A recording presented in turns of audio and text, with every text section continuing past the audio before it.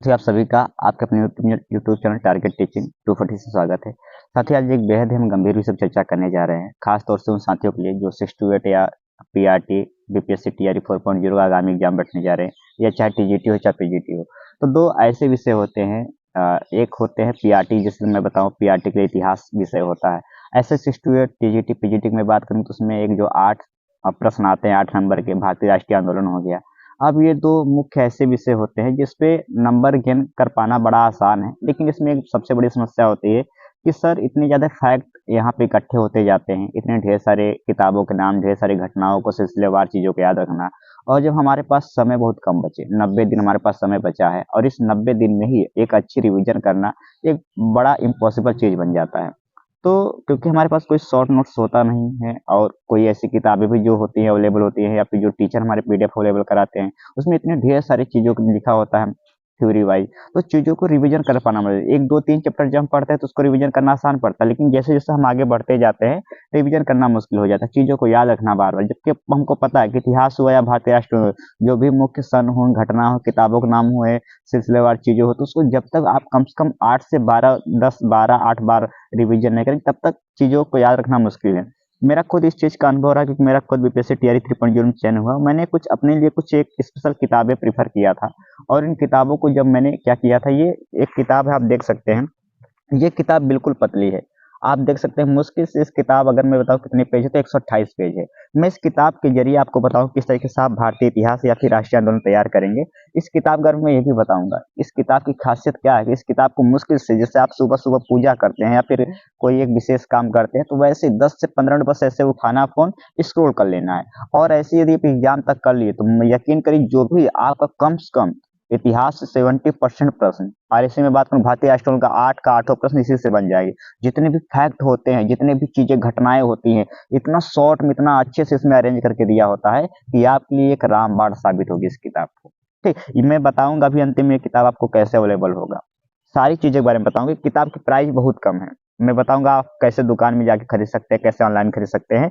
थोड़ा सा पहले मैं तो इस किताब के बारे में मैं आपको थोड़ा सा चीज़ों को यदि दिखाने की कोशिश करूँ इस किताब को, तो आप थोड़ा-सा यदि हमारे साथ इसको देखने की कोशिश करें कि इस किताब के लिए मैं क्यों इतना कह रहा हूँ कि ये किताब आपके लिए रामबाण साबित हो सकती है। तो थोड़ा-सा ये हमारे साथ बगल में हमारे स्क्रीन पे देख देख सकते हैं। तो ये इसका फ्रंट, ये इसका माफ़ करिए, हाँ, तो ये इसका आप देख सकते हैं कि ये इसका फ्रंट पेज है, और यहाँ से चीज़ें स्टार्ट होती हैं।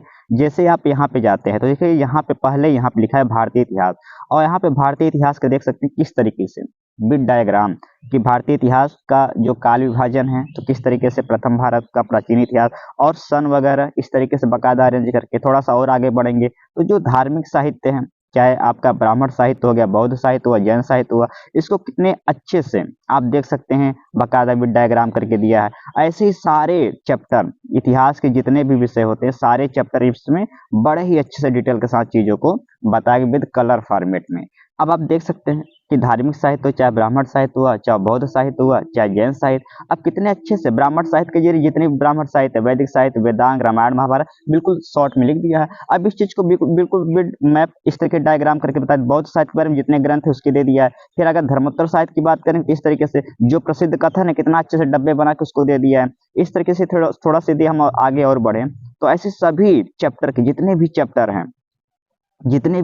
हैं बिल्कुल इसी तरीके से। यदि आप आगे हम और बात करेंगे थोड़ा सा, जैसे वैदिक काल हो गया, अब वैदिक काल का ही आप देख लीजिए कितने अच्छे से इसमें बकायदा जो है उसका टाइम पीरियड इस तरीके से वहां पे जो है माइंड मैप करके समझा दिया है वैदिक काल के टाइम पीरियड को लेकर। तो करना क्या है इसमें किताब में ही मैंने एक विशेषता देखी है कि इस किताब को जल्दी जल्दी जो फैक्ट होते हैं, भाई हमको होता क्या है कि जैसे सन हुआ, किताबों का नाम हुआ, काल विभाजन हुआ, लेखकों का नाम हुआ, कोई विदेशी यात्री है तो उसकी किताबों का नाम हुआ, उसकी घटनाओं का वर्णन सिलसिला, तो इन चीजों को बार बार कैसे देखेंगे। अब आप अच्छे से अगर पूरा थ्योरी लिखे रहेंगे तो चीजें इतना कॉम्प्लेक्स हो जाएगी, समय नहीं मिलेगा अच्छे से स्क्रॉल कर ले। लेकिन यदि आपके पास ऐसी नोट्स हो कोई शॉर्ट, तो आप क्या करेंगे, रोज सुबह उठना है और जल्दी जल्दी से स्क्रॉल कर लेना, तो चीजें बिल्कुल दिमाग में आपके छप जाएगी। अच्छा ये है, ये है, और जल्दी से आप चाहेंगे तो ये पतली सी किताब है और इसको ज्यादा से ज्यादा मल्टीपल बार रिविजन करके एक अच्छा स्कोर ला सकते हैं। तो ये आपके लिए एक बड़ा फायदे का सौदा होगा। ये अगर किताब आप लेते हैं, इससे रिवीजन करते हैं। मैं इसे अगर यदि बता दूं, आप थोड़ा सा और देखेंगे तो जैसे आप यही मैं भारतीय क्या कहते हैं कि मैं,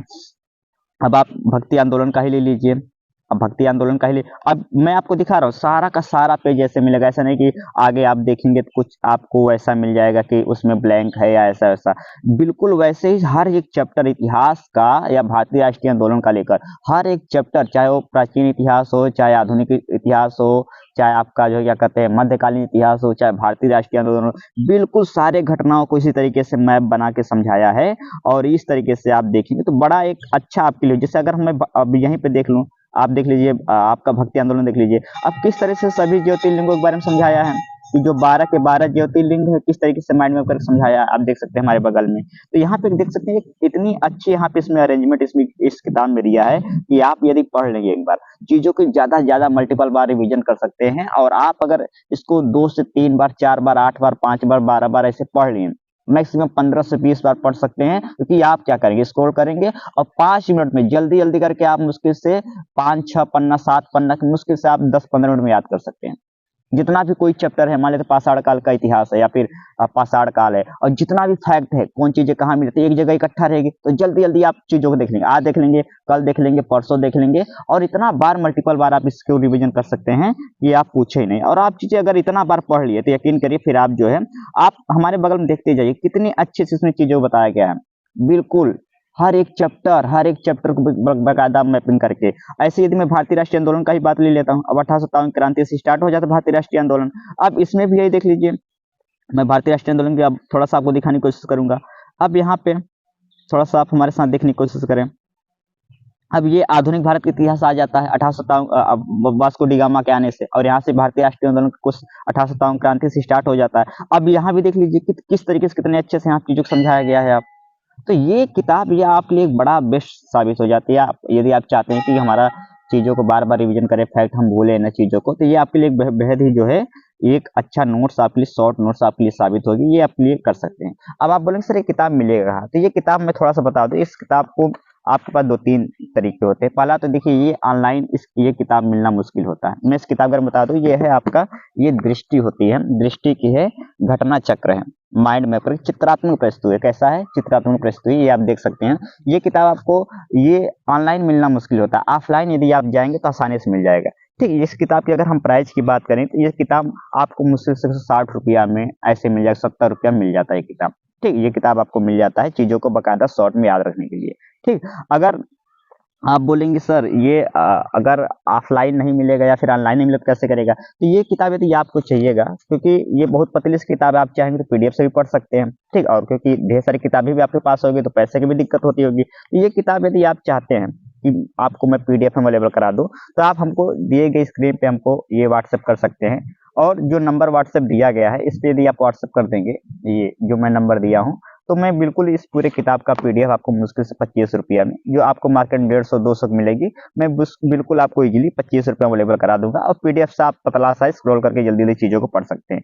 तो ये अगर इस किताब को आप पढ़ेंगे तो यकीन करिए आपका एक अच्छा वहां पे मार्क गेन होगा। और यकीन करिए कि इस किताब से मैंने ही पढ़ा है जितना अच्छे से, क्योंकि काफी चीजें मैं साफ आप क्लीन नहीं दिखा पाया, जितने अच्छे इसमें चीजों को बताया गया है बकायदा माइंड मैप के जरिए, बकायदा कलर फॉर्मेट में, यकीन करिए कि ऐसी किताबें फिर मिलना बड़ी मुश्किल होती है, और ये आपके लिए बड़ी अच्छी चीज हो जाती है। आप इस किताब से मेरा व्यक्तिगत अनुभव जुड़ा, इसलिए मैं सोचा कि आपको भी थोड़ा सजेशन कर दूं कि चीजों को कम समय में याद करना एक बड़ा चैलेंज बनता जा रहा है। तो आप इसको देख सकते हैं। बाकी आप इस किताब को यदि मार्केट से खरीद सके तो अच्छी बात है, और नहीं खरीद सक रहे हैं तो आप हमको जो है व्हाट्सएप करिएगा, मैं आपको इसको इजीली अवेलेबल कराने की कोशिश करूँगा।